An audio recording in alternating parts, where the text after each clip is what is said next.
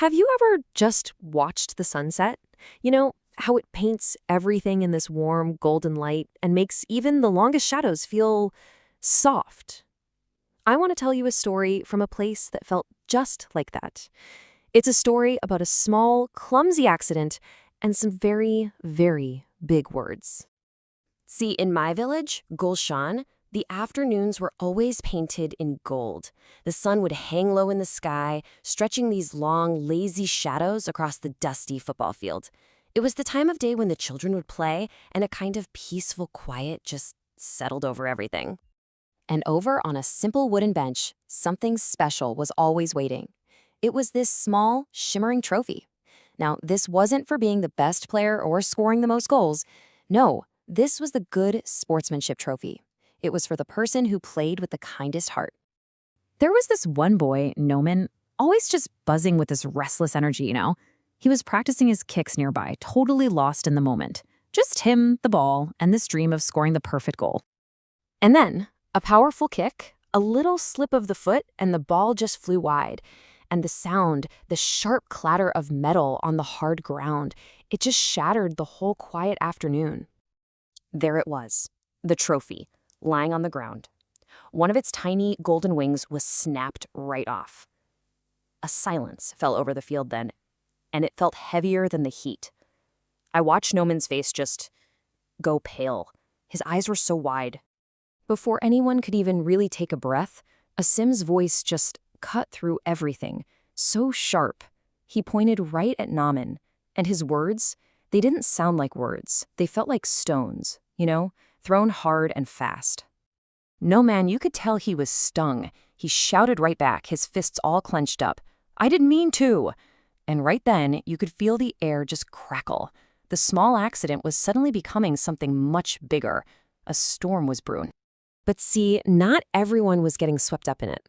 Under the shade of a big tree, I saw Mustafa and Sarah. They'd seen the whole thing happen, but they weren't running in, they weren't shouting. They were just watching and waiting. Then Mustafa stood up. He walked so slowly toward the boys. He didn't rush. He just looked at the broken trophy, then at Noman's shaking hands. And he took this one long, slow breath, like he was letting all the anger in the air just settle. It was a pause, a real pause, a moment to think, not about what he wanted to say, but what actually needed to be said.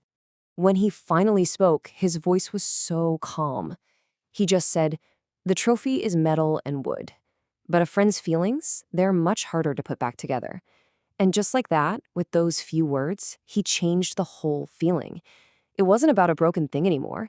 It was about a friend who was hurt. And then Sarah came over. She noticed something everyone else had missed. She saw little Mariam, who had spent the whole morning polishing that trophy, and there were tears just welling up in her eyes. Sarah saw the quiet hurt, the part that all the shouting had drowned out. She knelt down, and her voice was so soft. She said, "Mistakes are like shadows. They follow everyone." It was for all of them, not just Naman. And then she gave them a way forward. "Mustafa knows how to use the strong wood glue. We can fix it. Together." And you could just see it happen. It was like a heavy coat falling off Noman's shoulders. All that anger on his face just melted, and relief washed over him. "I'm really sorry," he whispered. And that was it. The fight was over. So as they started walking toward the shed to get the glue, this gentle voice called out. It was Khadija, our village elder. She was watching from her porch. Just her presence, it always brought this sense of warmth, like deep old wisdom. She smiled at them. She said, "you practiced an old wisdom today. It said that the heart of a fool is behind his tongue, so his words just rush out unchecked. But the tongue of a wise person, well, that's behind their heart. They let their words wait. They wait for kindness." Mustafa nodded, and he looked back at the field. "I wanted to yell too," he said, really quietly. "I had to stop and ask my heart if yelling would actually help. And my heart, it said no." It was so simple, wasn't it? But so powerful. Later that evening, the moon was rising high over Gulshan, and that familiar peace had come back. The heat from the day was gone, and so was the heat from the argument. I looked down at the field, and in the soft moonlight, the children were all playing together again. The trophy was back on its bench, fixed. But honestly, that wasn't the important part. The real fixing, that had happened between the friends. I walked over and looked at the trophy. Its little golden wing had been so carefully glued back on. It was this quiet little symbol of how the whole afternoon had been repaired, not with angry words, but with a bit of patience and a lot of care.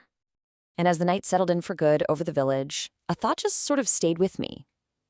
I wonder, how many broken things in all of our lives, friendships, feelings, how many of them could be mended if we just learned to let our words wait for our hearts?